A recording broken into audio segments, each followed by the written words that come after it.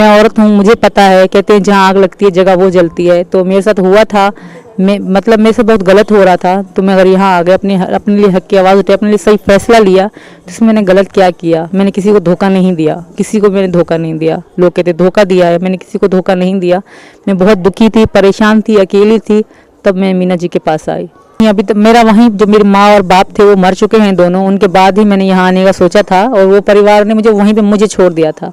मेरे पापा के मर जाने के बाद मेरे परिवार ने, किसी ने मुझे सर पे हाथ नहीं रखा, किसी ने नहीं पूछा कि तुम्हारे बच्चे कैसे हैं, तुम कैसी हो, तुम्हारा जीवन कैसे चल रहा है। 6 महीने मेरे पापा की डेथ के बाद मैं अकेली रही। उसके बाद मैं भारत आई, तो वो रिश्ते मेरे वहीं पाकिस्तान में ही ख़त्म हो चुके थे। उन्होंने मुझे खुद छोड़ दिया था। मुझे ज़िंदा मार देंगे, क्योंकि मैं हिंदू धर्म में आई हूँ, सनातन धर्म में मतलब आई हूँ मैं। तो मुझे बिल्कुल भी ज़िंदा जला देंगे, और मतलब सरेआम फांसी लगाएंगे, मतलब बुरे से बुरा अंजाम करेंगे मेरा। उनको तो मैं एक क्या थोड़ा सा चांस नहीं दे सकती। और आप सबको पता होगा, आप लोग सोशल मीडिया में देखते होंगे कि उनके दिल में मेरे लिए क्या चल रहा है। तो यही फ़र्क है पाकिस्तान और मतलब भारत में।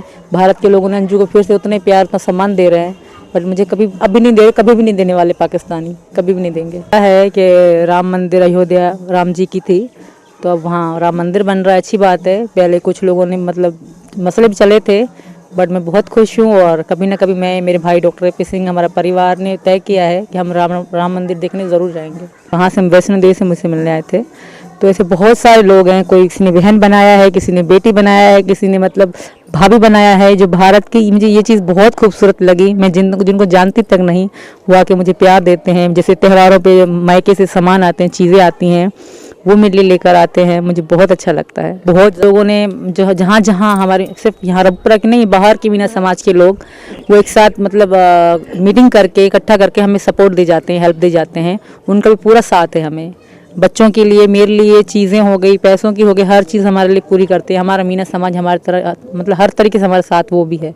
यूट्यूब भी अच्छे से चल रहा है, हमारे मोहल्ला, हमारा मीना समाज हमारे साथ खड़ा है।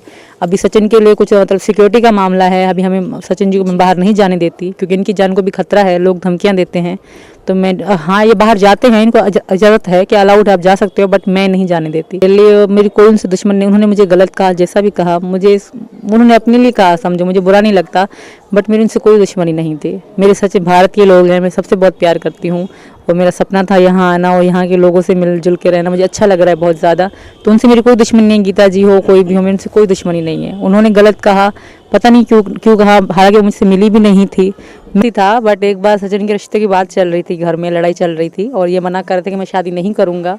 और मतलब हम दोनों में डिसाइड हुआ था कि हाँ हम शादी करेंगे, क्योंकि मुझे हैदर छोड़ चुके थे तब, तो मैं भी अकेली थी। तो इन्होंने कहा मैं तुम्हारे बच्चे पालूंगा और हम दोनों शादी करेंगे। हमने ये डिसाइड कर लिया था, और इनकी फैमिली प्रेशर कर दी कि तुम शादी कर लो। तब मुझे बहुत दुख हुआ, मैं रो रही कि मैंने कहा अभी इंडिया चली जाऊँ। तब से मैंने ठान लिया कि अब कुछ भी हो जाए।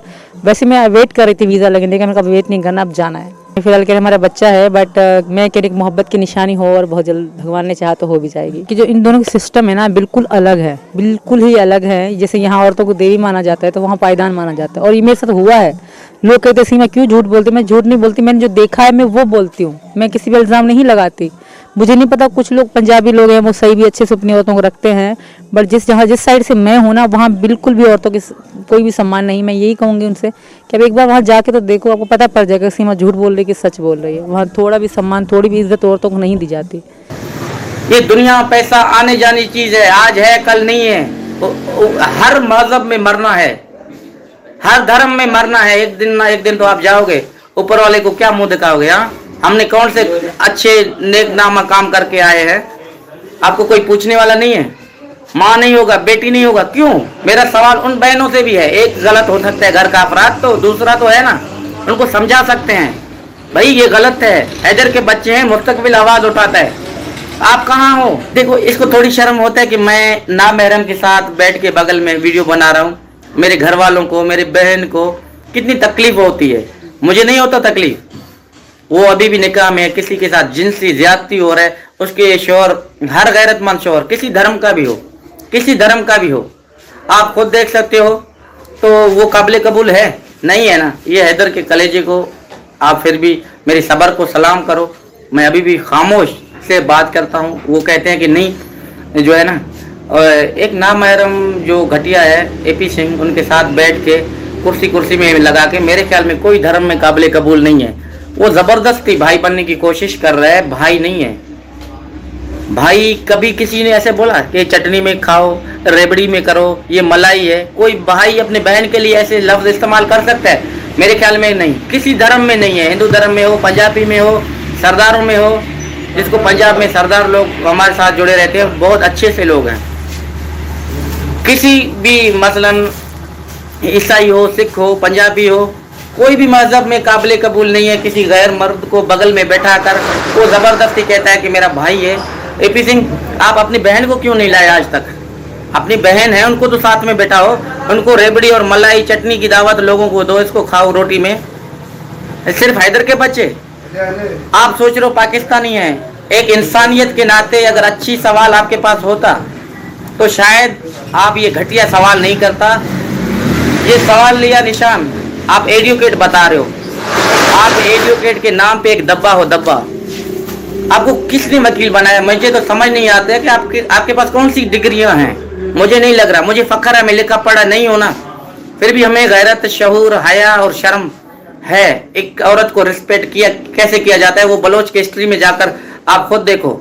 बलोच बहादुर है, गैरत के लिए मरते हैं, मिटाते हैं। ये याद रखना, हमारी कबायली लोग हैं हम। ये याद रखना कि आप इंडिया में किसी के बगल में बैठ के ऐसी बातें तो कर सकते हो। हम पुरमनी हैं, पाकिस्तान है, सिख बिरादरी कितने आते हैं, उनके गुरुद्वारा इस तरह पाकिस्तान के अंदर हैं, वो पुरअमन तरीके से आते हैं, जाते हैं, किसी ने आज तक रोक टोक नहीं किया।